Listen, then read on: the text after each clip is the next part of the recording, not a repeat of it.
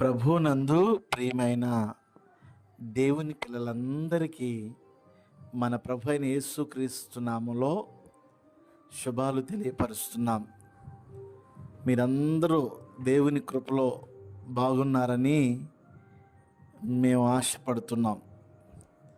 ప్రియమైన దేవుని పిల్లలారా, ఈరోజు ఒక ప్రత్యేకమైన దేవుని మాటను మీకు తెలియపరచాలని దేవుని చేత ప్రేరేపించబడి ఈ వర్తమానాన్ని మీ వద్దకు మేము పంపుతున్నాం.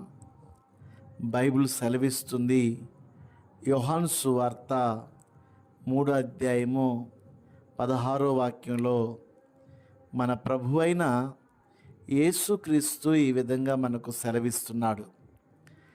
దేవుడు లోకమును ఎంతో ప్రేమిస్తున్నాడని అక్కడ పరిశుద్ధ లేఖనం మనకి తెలియపరుస్తుంది.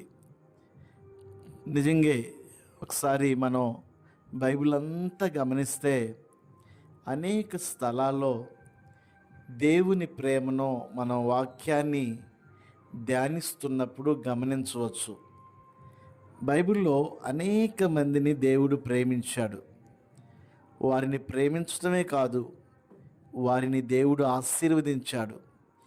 వారిని ఆశీర్వదించడమే కాదు, వారితో దేవుడు నివాసం చేశాడని మనం క్షుణ్ణంగా చూడగలుగుతాం.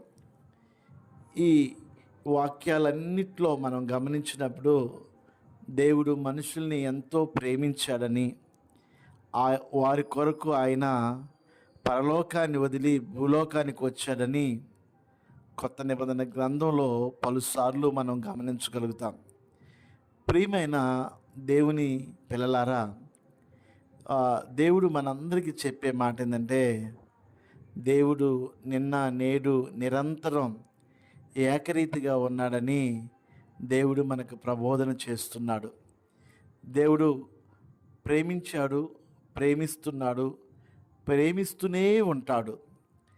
మనుషుడు ఏ పరిస్థితిలో ఉన్నప్పటికీ, ఎటువంటి మనిషి అయినప్పటికీ కూడా దేవుని దగ్గర ఉన్న గొప్ప లక్షణం ఏంటంటే ప్రేమించే మనస్సు కలిగిన ఆయనే దేవుడు. కనుక మనందరం జ్ఞాపకం చేసుకోవాలా, దేవుడు మనల్ని ప్రేమిస్తున్నాడని. ఈరోజు చాలామంది కొంతమంది నిరాశపడిపోతుంటారు.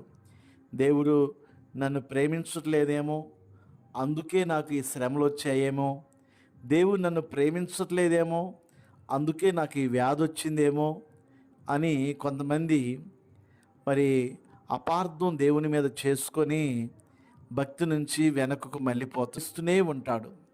ఎలా చెప్పగలుగుతావు నీవు అని నన్ను అడిగితే, లూకాసు సువార్తలో మనం పొట్టి జక్కయ్య గురించి మనం చూడవచ్చు. పొట్టి జక్కయ్య అనే ఒక వ్యక్తి లూకాసు సువార్తలో మనకు కనబడతాడు. ఆయన హృదయం అంతా ఒక ఆశతో నింపబడింది. నేను ప్రభు అయిన యేసుక్రీస్తును చూడాలని జక్కయ్య వచ్చి చెట్టు ఎక్కి, ఆ చెట్టు మీద ఉన్నప్పుడు మేడి చెట్టు మీద ఆ త్రోవన ప్రభు అయిన యేసుక్రీస్తు ప్రయాణం చేస్తూ ఆ చెట్టు దగ్గరకు వచ్చినప్పుడు ఆయన ఆగి పైకి చూసి, జక్కయ్య త్వరగా నీవు దిగిరా, నీ ఇంటికి నేడు రక్షణ వచ్చిందని ప్రభు అయిన యేసుక్రీస్తు జక్కయ్య చెప్పాడు.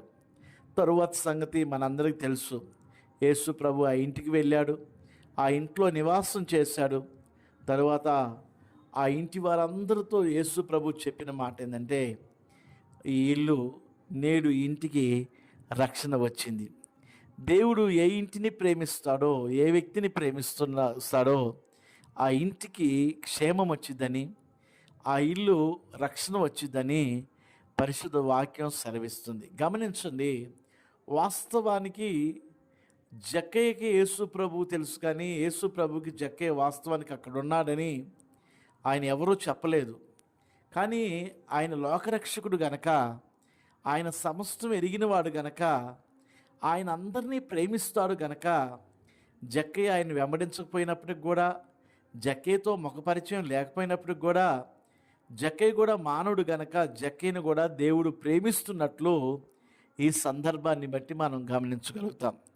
కనుక ఈ చిన్న వర్తమానం నేను చెప్పే మాట ఏంటంటే, నేను ఆయన చూస్తున్నాడు. నువ్వు అనుకోవచ్చు, నన్ను కూడా దేవుడు చూస్తున్నాడా, నన్ను కూడా దేవుడు ప్రేమిస్తున్నాడా అని నువ్వు ఆలోచిస్తూ ఉన్నావేమో.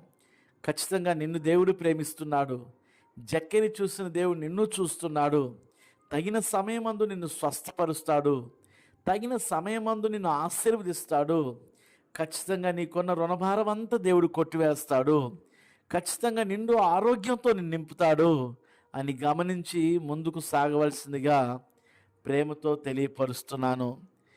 మరి ఇప్పటి వరకు చెప్పిన మాటలను బట్టి నీకు కనుక విశ్వాసం ఉంటే ఒకసారి కళ్ళు మూసుకో. చిన్న ప్రార్థనతో ఈ చిన్న వాక్య భాగాన్ని నేను ముగించాలని ఆశపడుతున్నాను. ప్రేమ గల తండ్రి, జీవం కలిగిన మా ప్రభా, ఇదిగో తండ్రి, ఇప్పటి వరకు ఎవరైతే ఈ వాక్య భాగాలు విన్నారో నీవు వారిని ప్రేమిస్తున్నావని, వారిని ప్రేమించి పరలోకం నుంచి దిగి వచ్చావని వారు గుర్తెరిగి ప్రభా నీ యందు పరిపూర్ణ విశ్వాసం ఉంచే కృప దయచేయండి. ఒకవేళ వారికి రక్షణ లేకపోతే రక్షణ పొందటానికి వారికి కృప దయచేయండి. వారికి స్వస్థత కావాలంటే వారిని స్వస్థపరచని ప్రభా నీకు స్తోత్రం.